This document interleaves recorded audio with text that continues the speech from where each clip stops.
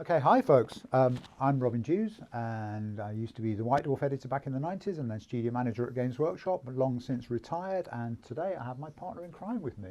Hi there, it's John Stallard, yes, ex of the Games Workshop parish, and now leading up Warlord Games in mighty Nottingham.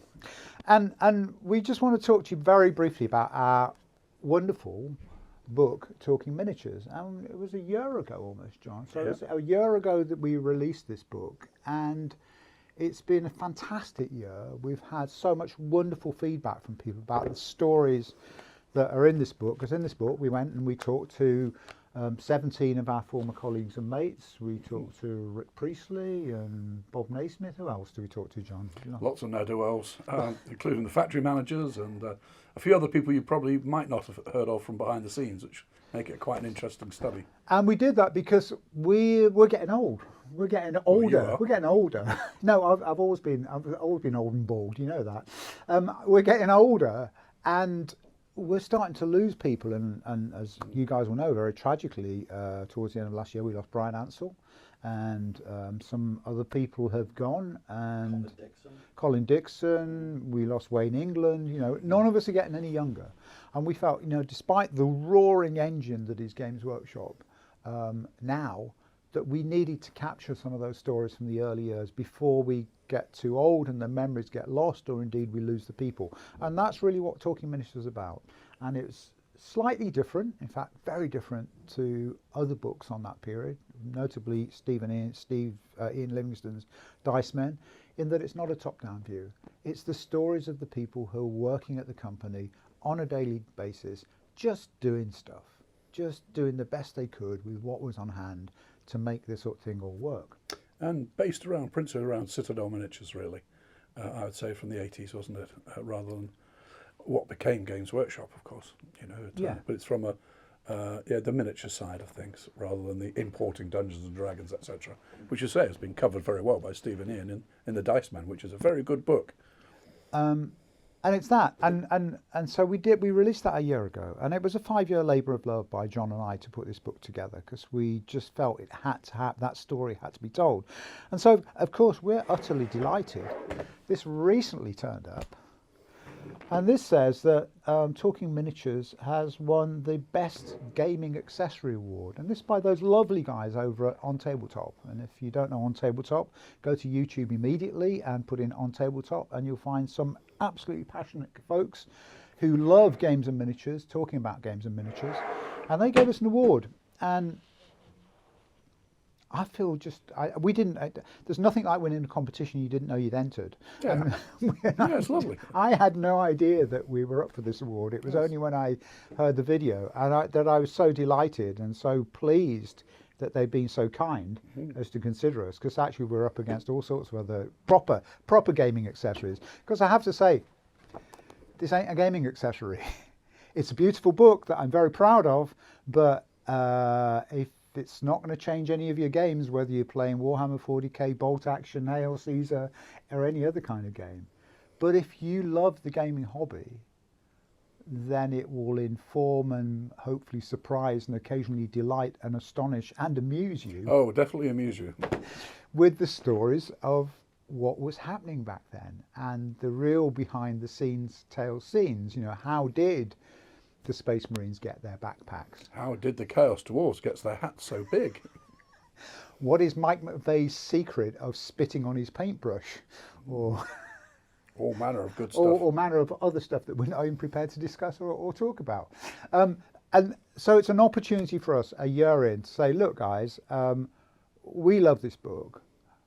We love the reception that we've had. The people have been just so kind about the response to the book, because it generally was a labour of love by John and I. So what's your favourite chapter then, Robin? If there is one out of 17, I know it's invidious to choose, but I'll put you on the spot. You can put me on the spot. It's very interesting because I've recently reread it, and because I worked on the bugger for 5 years, there's a point where I couldn't face it anymore. It was like too many breakfasts. I went, no, I can't open that. But I looked inside, and I'm really still fond of, and it's not just the chapter, the conversation with Tony Ackland and Rick Priestley Yes. down in Carbis Bay, because it felt such a privilege. John and I and Rick, we got in a car. Tony's quite elderly now and doesn't travel very well, although he does go to the pub quite well, as if I remember from the night before. Notice. Yeah. And John and Rick and I went out to Carbis Bay. We met out there. Which is Land's End. by the Land's way. End. It's bloody miles from Nottingham. Couldn't Bloody be miles. Hours and hours in the car talking nonsense to each other. And we rocked up and we saw Tony. We went for an evening in the pub with Tony. And the next morning we all assembled. And when I set the tape recorder running, and it was almost like John and I were almost bystanders of seeing Rick and Tony Ackland, who were the original studio. Remember, Warhammer 1 was created by Rick writing on a big typewriter and then leaving holes in the carriage.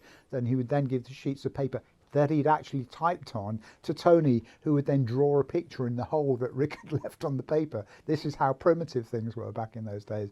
Just talking about that process, and it felt hugely privileged opportunity to be in that room with those guys, and that's what's in the book. And one of the lovely things that I've forgotten the chap's name from On Tabletop. My apologies to you, because the lovely guy with the big great white beard and the beautiful Irish accent, he said reading this book is almost being like around the table with some old friends talking about the old days, and that's what we really tried to capture in the book. It's not a history. We're not historians, are we, John? No. Apart from military historians occasionally. What we are is storytellers, and what we wanted to tell was great stories, and that's what we think is in Talking Miniatures. It's great stories. What's your favourite chapter, mate? Well, so many. In the end, the one I was written by Paul Robbins, who was the Games Workshop general manager, production manager, when we moved to Eastwood in Nottingham, and tells a lovely story of a bit of a tumble downtown Eastwood was when it got losing all its coal mining and everything in the surrounding district, and Brian Ansell moved us all up to Eastwood, and it was getting a workforce together that could make the world's finest miniatures, of which they were then, and I think they are now as well, and getting together a workforce who were real artisans from the local area and welding them into a team, selling to, 40, 50 different countries, and developing these artisan skills, which most people can do, but to do them day in, day out, 40 hours a week, to fantastic